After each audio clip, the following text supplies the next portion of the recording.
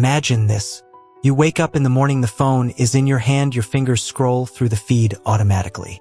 You watch, you read, you listen, but inside there is silence. Not peaceful but dead. Where there is not even pain, only emptiness. You are not alone. Millions of people feel the same. And yet everyone thinks that something is wrong with them. But the truth is darker. The problem is not you. The problem is how your mind is built. You were taught to seek fulfillment outside yourself. You grew up with the idea that emotions are a reward, that happiness is the result of doing the right things. But your brain works differently. It does not seek happiness, it seeks stimulus. It does not need pleasure, it needs novelty. The first dark truth, your emptiness is addiction.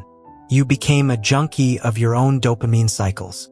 Social media, attention, recognition, none of it gives meaning, it gives a flash. A short burst of chemistry in the brain.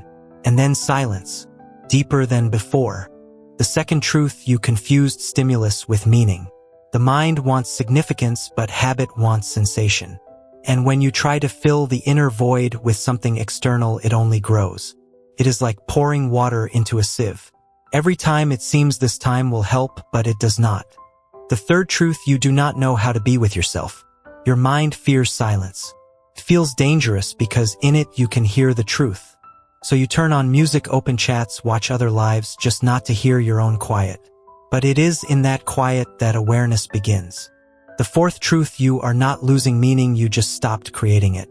Meaning is not something you are given. It is something you shape with action, decision, direction. When you stop moving, the brain starts to decay your attention. It eats it until nothing is left but emptiness. The fifth truth, you search for love where attention is sold. Relationships like fleeting talks, everything became a currency of communication. But attention is not connection.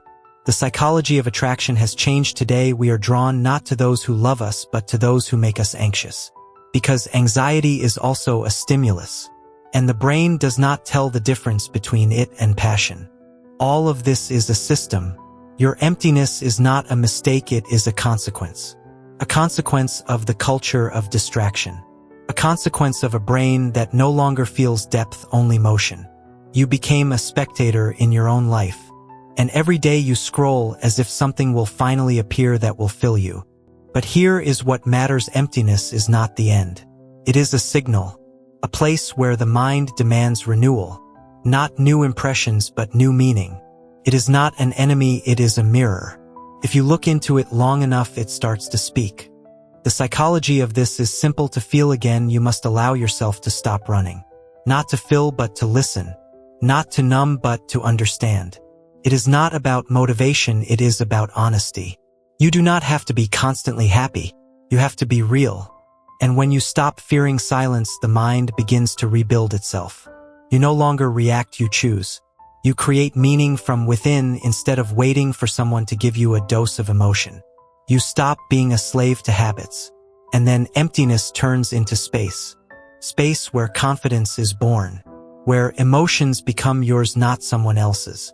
Where relationships are connection, not escape. Where the mind is not a prison but a tool. Space where confidence is born. Where emotions become yours, not someone else's. Where relationships are connection, not escape. Where the mind is not a prison but a tool. And here is the moment of truth. You can keep chasing stimuli, or you can stay. Look into the silence. And finally hear yourself. Everything you seek is already within. The mind is simply tired of the noise. It is time to give it back its voice. The dark truth does not destroy, it frees.